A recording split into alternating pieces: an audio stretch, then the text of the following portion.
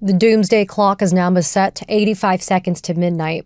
The Bulletin of the Atomic Scientists sets this doomsday clock when it considers everything from nuclear arms proliferation to climate change to disruptive technology, including AI, to autocracy.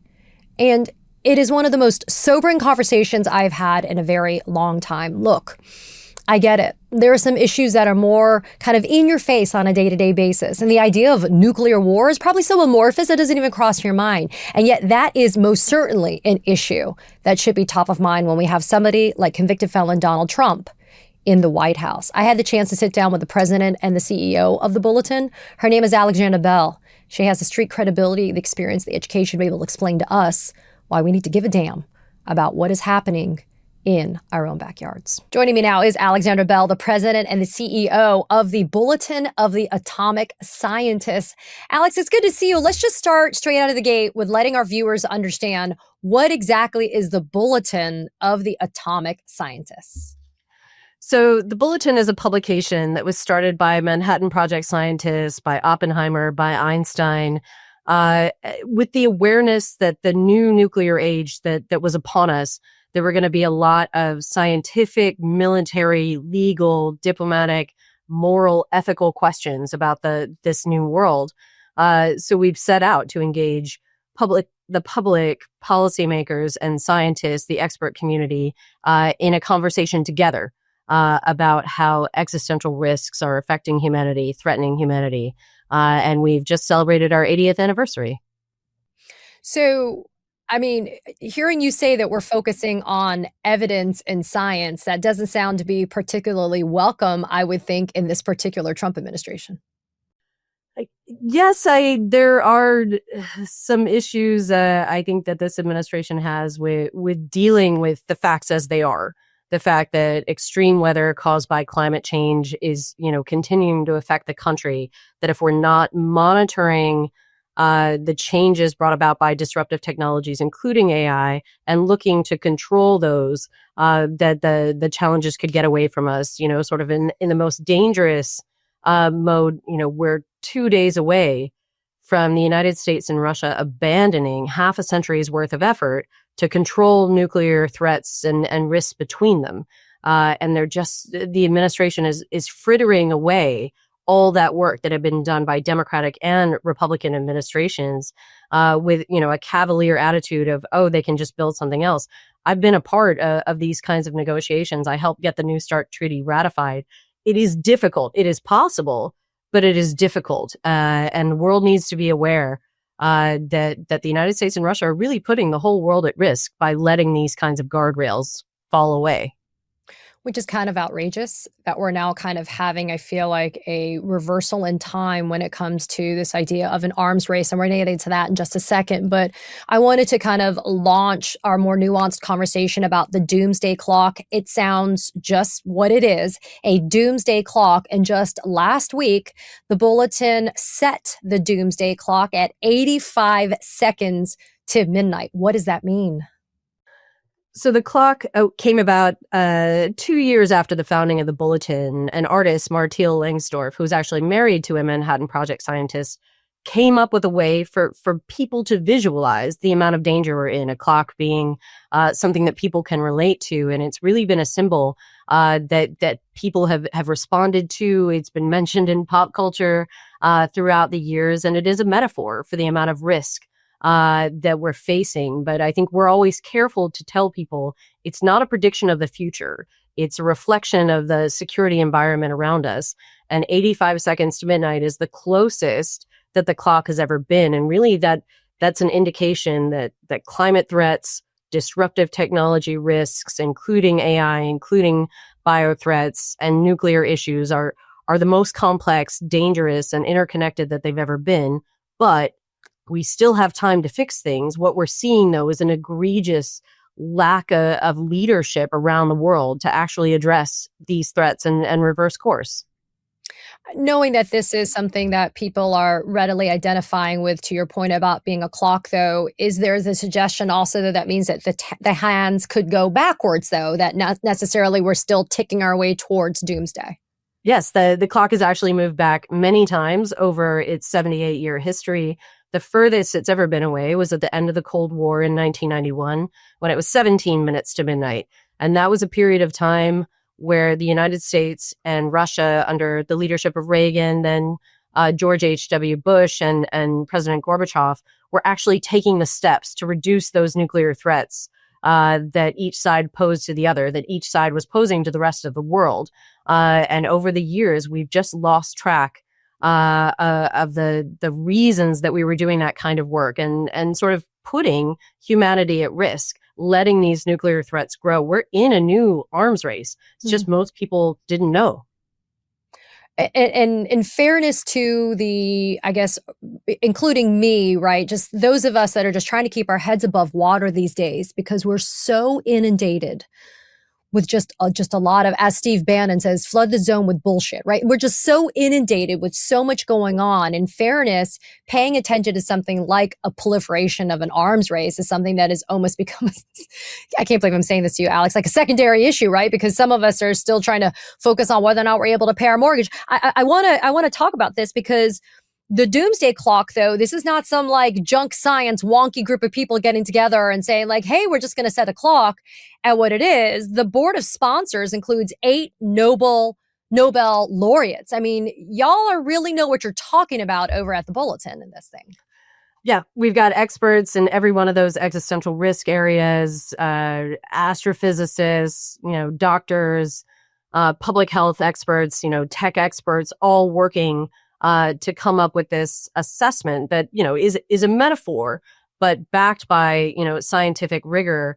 But I get that people think I can't possibly process these large problems. What can I do as an individual? I remember being on a panel and someone was sort of yelling at the audience that they couldn't, believe they cared about the price of eggs when nuclear threats were everywhere. And my response to that is, I care about the price of eggs. I care about all of the challenges I see in my day-to-day world, worrying about my family, worrying about the state of democracy here in the United States.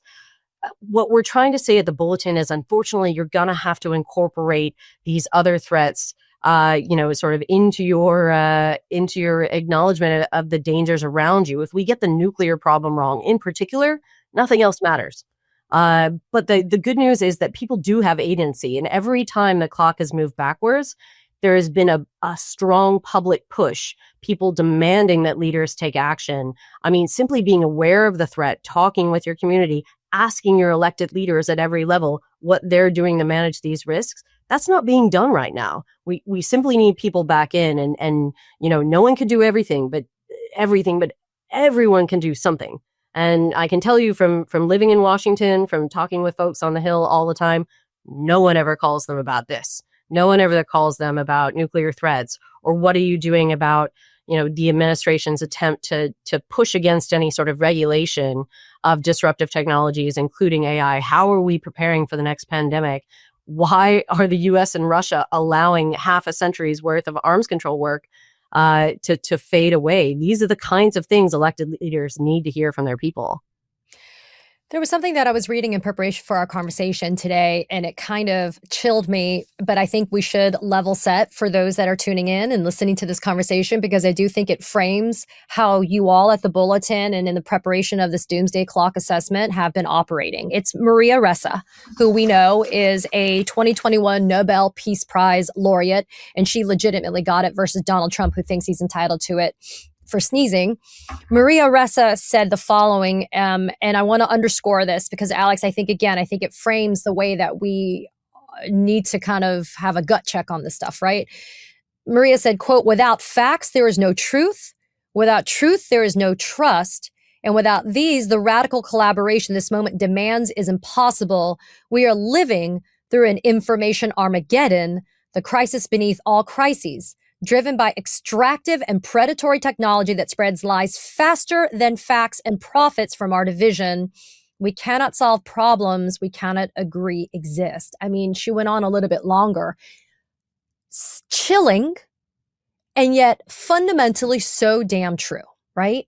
If we can't even agree on the facts, Alex, then how are we supposed to be able to figure out a way of either finding common ground to move forward and fix these existential problems, or maybe crafting our arguments in a way that can resonate to the other side, especially if the other side is in positions of power and they're controlling those levers of power. Mm. This was a feature of this year's Doomsday Clock discussion. This was my first, year in that discussion. But we were talking about how, weaponized disinformation, the inability to even agree on what, is and is not real, was going to affect our ability to control all of these existential threats. And, we were so grateful to have Maria Ressa as our keynote speaker at the Doomsday Clock announcement. I commend to you, if you only listen to one part of that presentation, her remarks, it was all I could do to not, raise my hands on the screen and say, yes, this is the kind of hard truth that people need to hear. That there are those who seek to manipulate the truth, the attacks on journalism, the fact that American journalists are being arrested for simply doing their job, the fact that academics, scientific institutions are under attack, that is going to make handling all of these other problems worse. And people need to be aware of the complicating nature of lack of truth, lack of transparency from our leaders. And so, I was so glad that she was able to make those remarks. And the thing that really stuck with me is that we now have a corrupt operating system. And so our ability to manage any of these threats is affected by that corrupted system. And I think that's something to take away, that, in the future, we're going to have to make changes across the board, not just to control nuclear threats, or push back against the effects of climate change. We're going to have to fix our governing structures to better protect us and to better enable us to take on these global challenges that do not have any, care for sovereign borders. The idea that countries alone can manage these risks, absolutely not. These affect everyone, no matter where you are on the planet.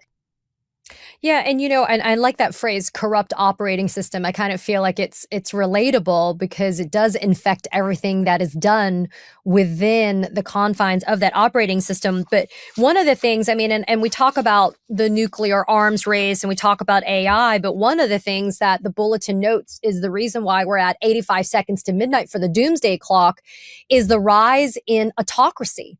And it's interesting because, there's always this criticism, Alex, that, putting democracy on the ballot in November 2024 never resonated because nobody gave a shit about democracy. We cared about the economy, which, again, I understand. I'm not saying that they're mutually exclusive concepts. In fact, we're seeing right now in real time, if you don't have a real democracy, then forget your economy functioning.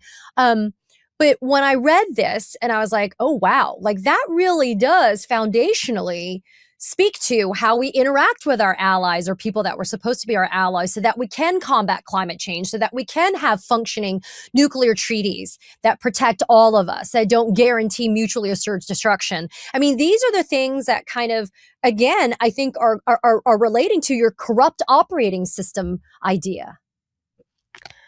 A feature of the discussion, 7 of the 9 men, and they're all men who control nuclear arsenals in this world, have autocratic tendencies. I'll let you try to guess who the other 2 are. Ooh. But, that means nuclear arsenals and these people who have the individual power to use nuclear weapons. That's how the system is set up here in the United States. Donald Trump and Donald Trump alone is the one person that can decide whether or not to use nuclear weapons. We actually set it up that way because we had an expectation that the president would always be a rational, clear-thinking actor, and that protection, for the system would be, imbued in the president that was duly elected. Now we have a situation where men driven by their ego, their personal pride, their, sort of greed, view of world domination, who reject cooperation, collaboration, diplomacy, have this kind of power. And that's something that I hope will alarm people, but also make them think about, how they choose their leaders in the first place. Of course, if we're moving towards a world where we don't get to choose our leaders, that becomes even more dangerous.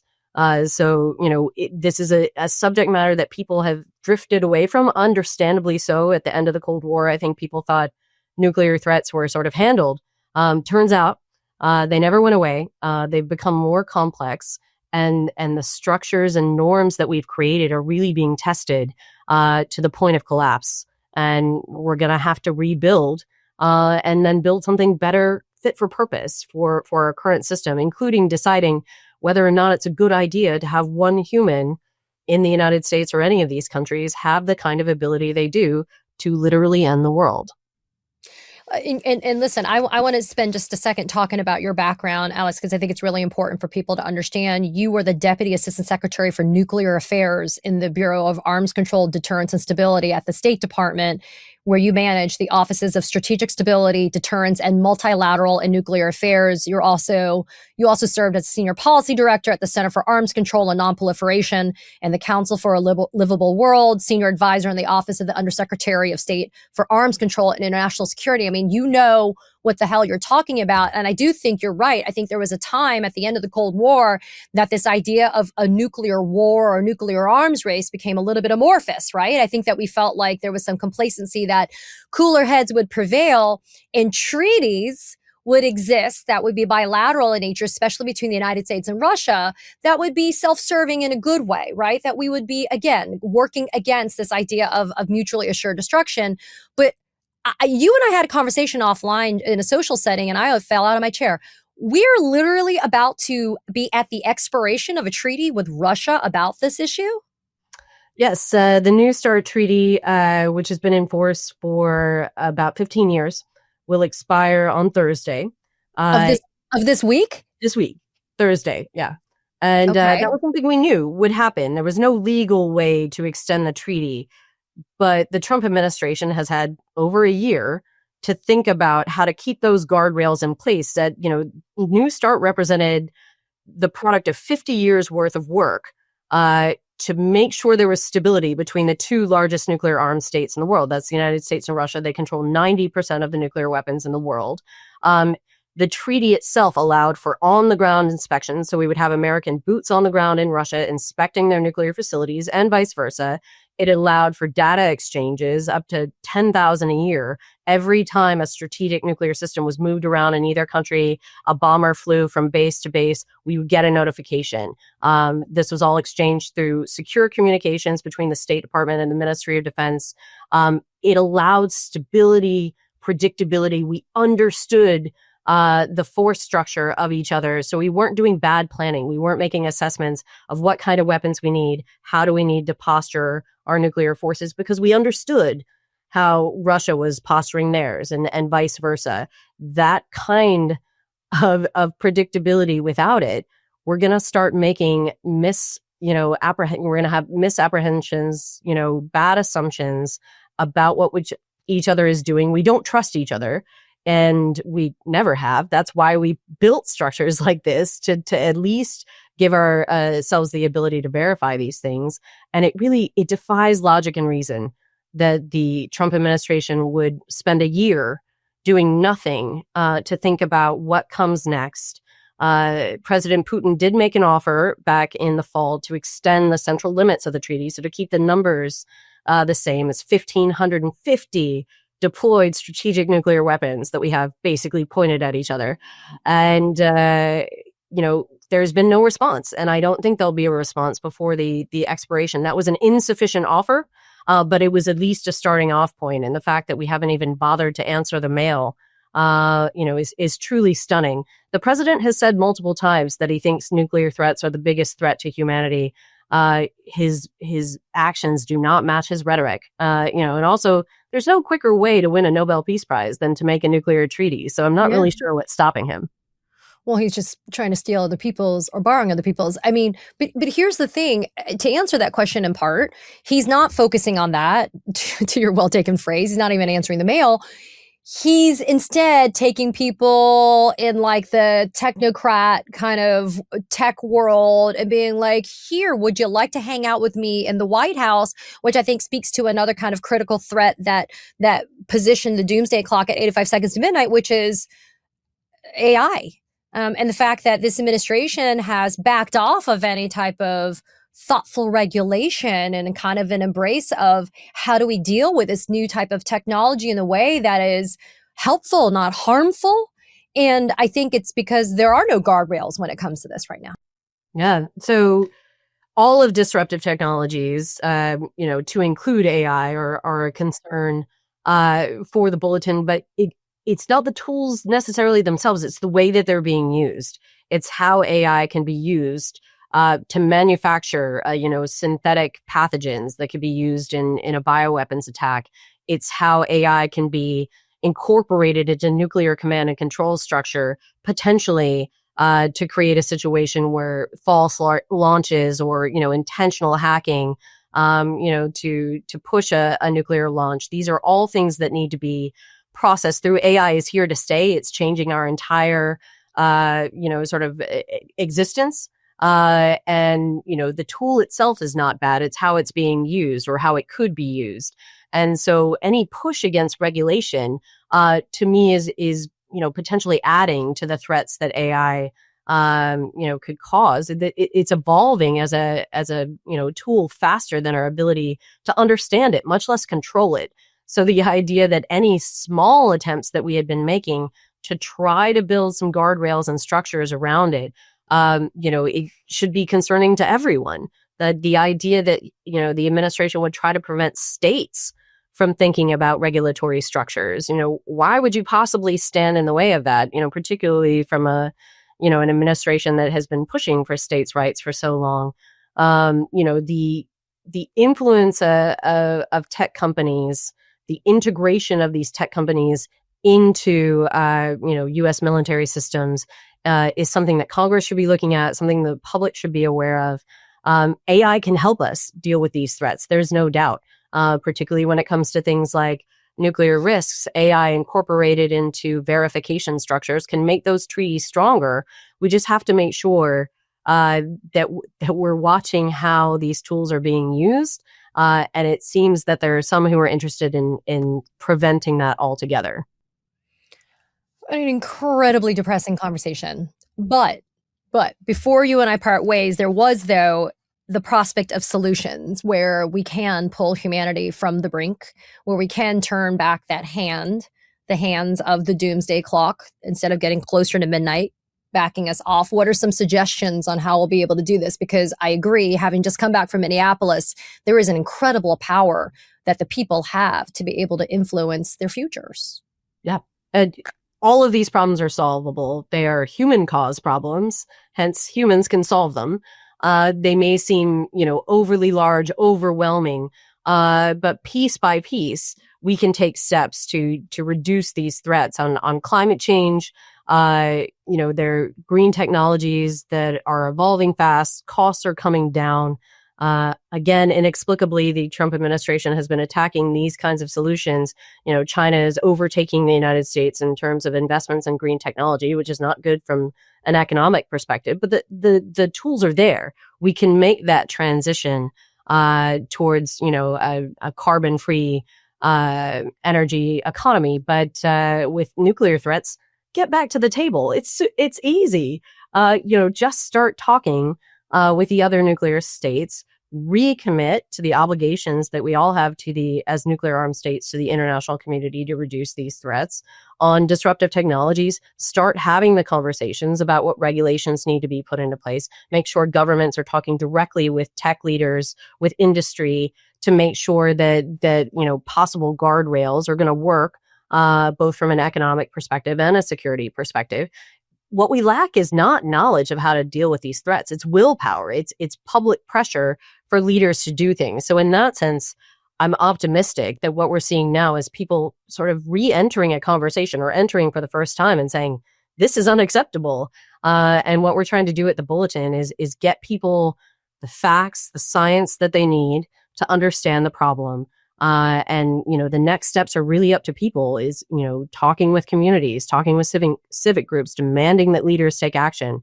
We are capable of changing our trajectory, and we are capable of turning back the clock.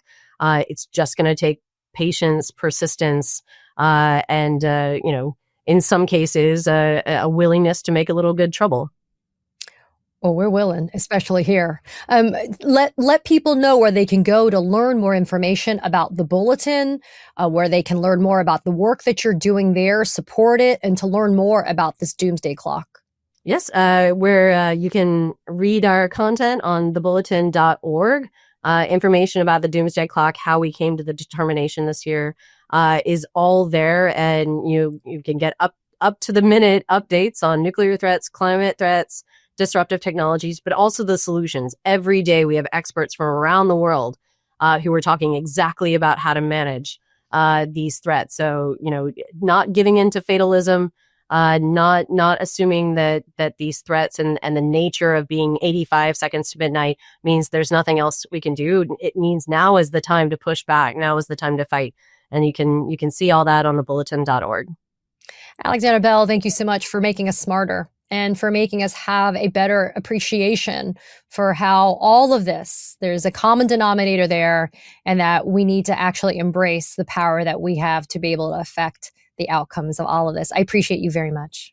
Thanks for having me. Katie Phang here. We launched the Katie Phang News Channel in partnership with the Midas Touch Network so we could bring you the latest in legal and political news. Straight, no chaser. So if you're a fellow truth teller, hit that subscribe button and share the word about this channel so we can build a high information America together.